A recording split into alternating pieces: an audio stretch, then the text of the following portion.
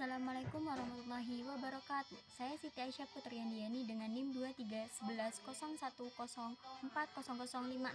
Di sini saya akan menjelaskan tentang konsep perkembangan emosional. Apa itu emosi? Menurut Kagan, emosi dipengaruhi oleh landasan biologis dan pengalaman. Pandangan fungsional tentang emosi. Dari pandangan fungsional adalah bahwa emosi terikat dengan tujuan individu dalam berbagai cara. Individu yang mengatasi hambatan untuk mencapai suatu tujuan akan mengalami kebahagiaan.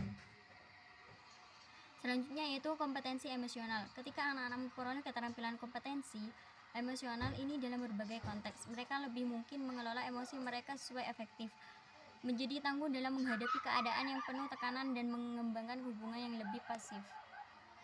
Yaitu ada perkembangan emosi. Ada 3 bagian. Yang pertama yaitu masa bayi, kedua anak usia dini, 3 anak akhir dan tengah. Yang pertama yaitu masa bayi. Membedakan antara emosi primer dan emosi sadar diri.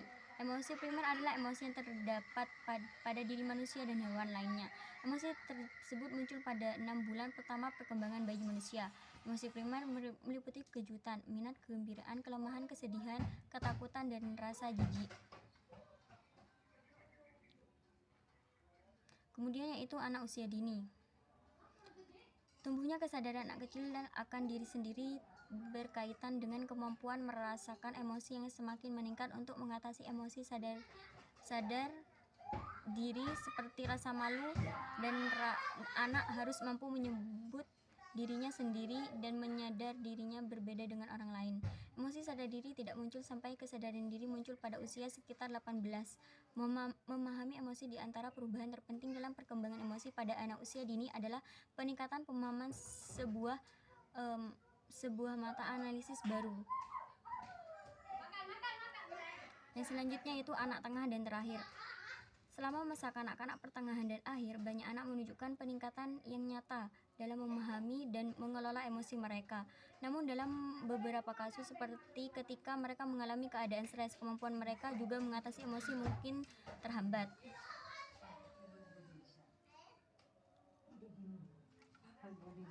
Yang selanjutnya yaitu deskripsi dan klasifikasi temperamen.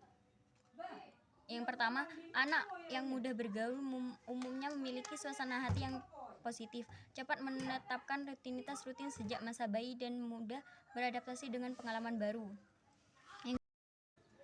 Selanjutnya itu landasan dan pengalaman biologis. Menurut Thompson, F. Goodwin mengatakan pandangan kontemporer adalah bahwa temperamen adalah aspek perilaku yang berbasis biologis namun terus berkembang dan berkembang seiring dengan pengalaman anak, dimasukkan ke dalam jaringan persepsi diri dan potensi perilaku yang menjadi ciri kepribadian anak. Selanjutnya juga kebaikan, kesesuaian, dan pengasuhan.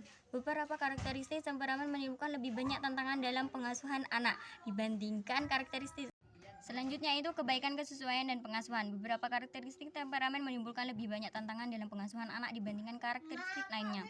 Ketika anak-anak rentan terhadap kesusahan seperti yang terlihat dari seiringnya menangis dan mudah tersinggung, orang tua mereka pada akhirnya akan merespon dengan mengabaikan kesusahan anak atau mencobanya dan terinovasi untuk berorientasi dan memahaminya.